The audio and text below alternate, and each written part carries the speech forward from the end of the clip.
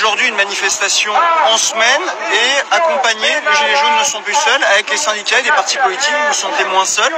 Bon, de toute façon, on se sentait pas seul, parce qu'on a quand même une grosse approbation de la part de l'opinion publique. Donc déjà, on sait qu'on n'est pas seul, au moins dans le cœur. Maintenant, oui, il est important qu'il y ait une convergence, parce que je pense qu'on soit syndiqué ou pas syndiqué, qu'on croit à une chose ou qu'on croit pas à une chose. Il y en a beaucoup qui disent que le mouvement est apolitique. Oui, le mouvement en lui-même est apolitique, mais les gens qui composent le mouvement sont transpolitiques. Donc si à un moment donné, on a tous la même idée, qu'on se bat tous pour la même chose, qui est dans un premier temps le frigo et le pouvoir d'achat et de vivre dignement de notre salaire, on peut que s'entendre et marcher ensemble. Voilà, on n'est pas obligé d'être syndiqué ou pas, ou d'avoir les mêmes idées. La même idée, elle est toujours la même, le socle commun est le même, c'est de vivre décemment de notre salaire, tout simplement.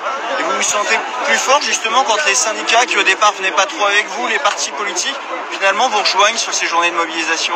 Ça fait plaisir, ça fait plaisir parce que en plus c'est des gens qui savent faire, qui savent gérer ce genre de situation. Nous on découvre les manifestations, l'organisation, moi c'était pas mon boulot, jamais j'aurais cru de faire ça un jour dans ma vie. C'est là où on voit quand même la polyvalence du peuple français qui est capable de s'adapter à chaque situation et de pouvoir justement organiser des manifestations.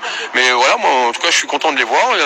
Tout le monde est le bienvenu, qu'on soit syndiqué ou pas syndiqué, qu'on croit en une chose ou qu'on croit en une autre. L'important c'est, je vous dis, c'est le socle commun, les trois principales revendications qui sont la baisse des taxes, peut-être une nouvelle forme de démocratie qui peut passer par le RIC et la fin des privilèges de nos gouvernants parce que ça suffit.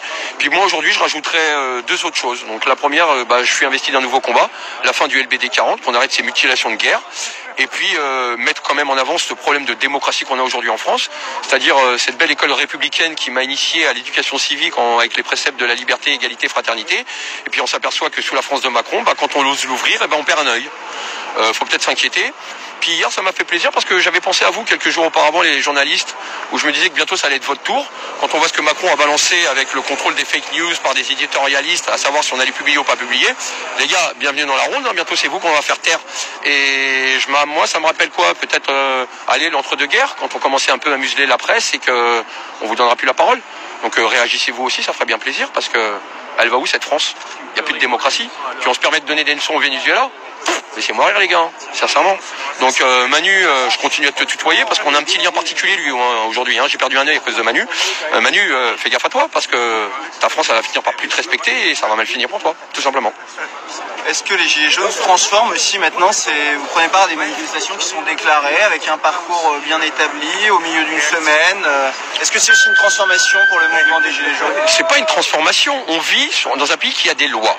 Si la loi nous dit qu'on doit déclarer une manifestation, on nous traite de xénophobes, d'extrémistes, de parias, nous on a fait un pas, on a déclaré, d'accord? On a fait le jeu du gouvernement, on a fait le jeu des lois. Derrière on reçoit quoi? Des coups de matraque dans la gueule et des coups de flashball.